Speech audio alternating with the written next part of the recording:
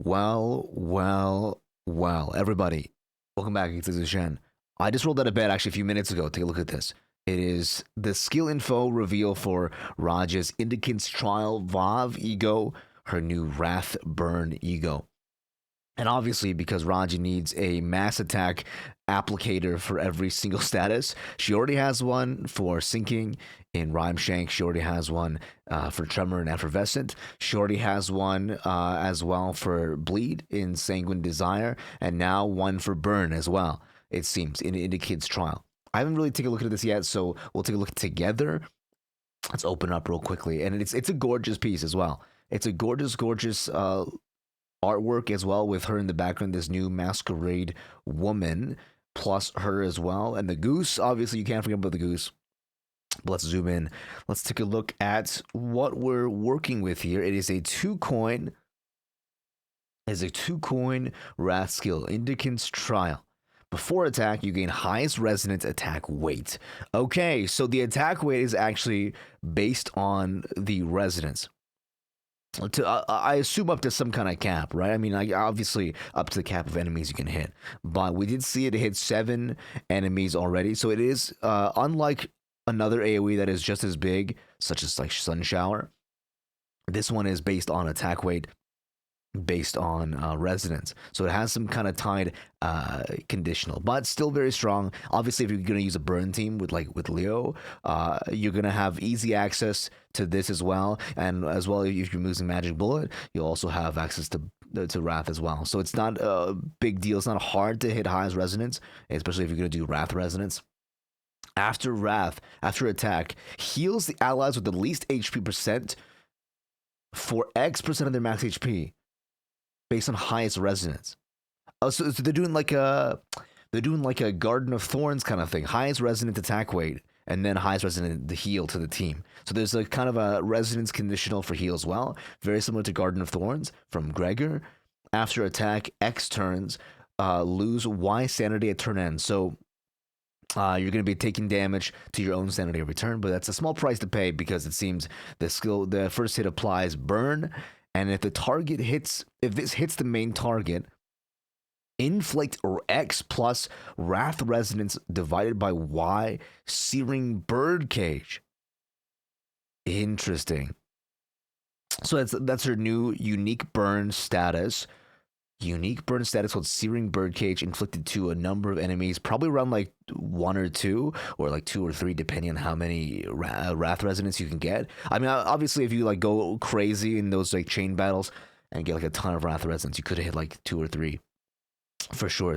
I mean, it does seem like it looked like a scary effect in the trailer, so I'm excited to see what it does. But the indiscriminate corrosion here, obviously indiscriminate, targets randomly, and now it becomes 2 unbreakable coins, which is amazing, all things considered. And then also attack weight from highest resonance. First unbreakable coin, hit without cracking. So if you do manage to win the clash, or you just, obviously you hit, inflict burn count as well. So burn count and burn applicator, fantastic little piece.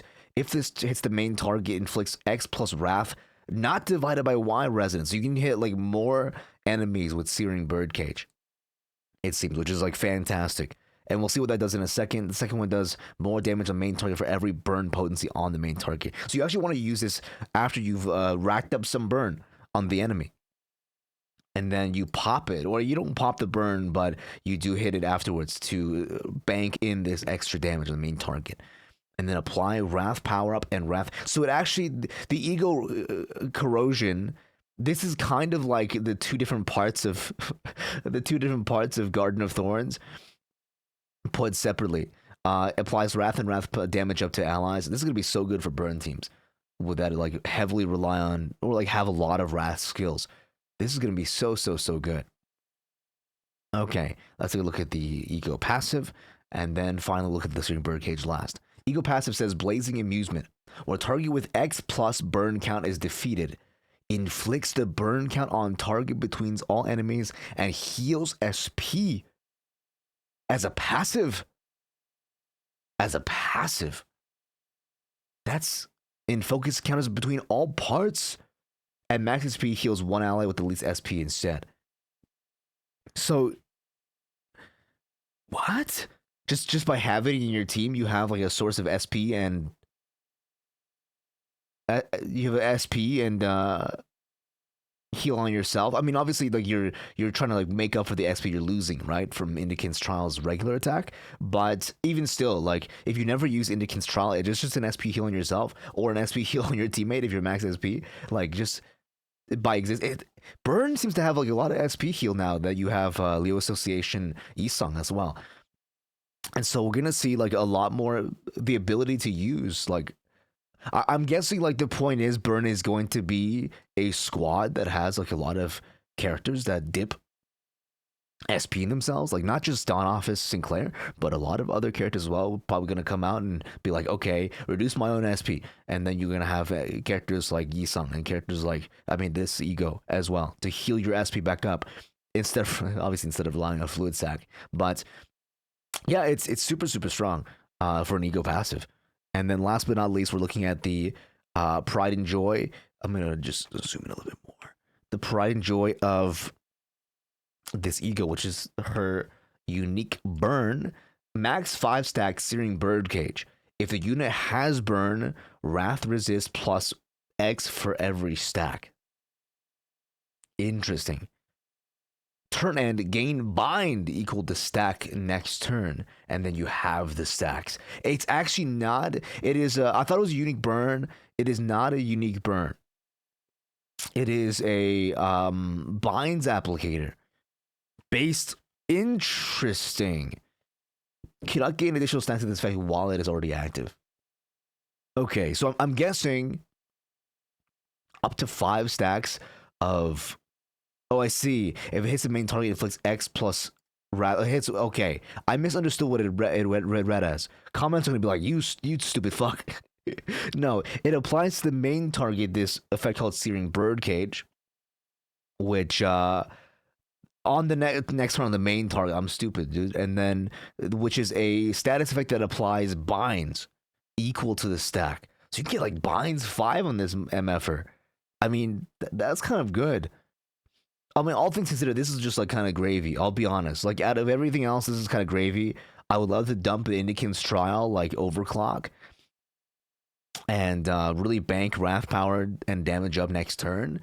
Plus it heals, and then if you don't use this, you use the regular heals allies SP, so HP, and then you get to heal SP for yourself after they die.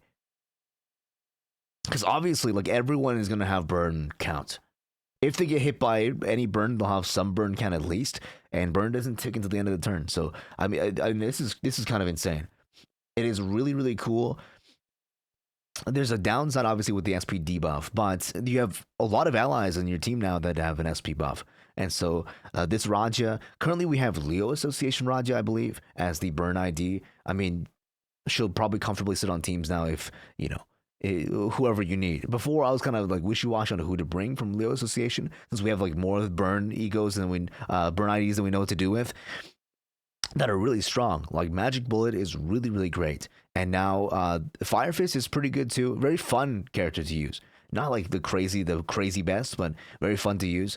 And obviously the new Leo Isong, keeping everyone healthy, done office. A lot of burn, like unique burn guys, like not necessarily from one faction, but from a lot of different factions. And yeah, that's gonna be the overview here. Super cool. Gonna be great for burn teams, obviously, and great to just keep on the bench, even if you never get to pop it out. Great to just have it for the Ego passive. Anyway, guys, appreciate you. See you guys next time. Peace.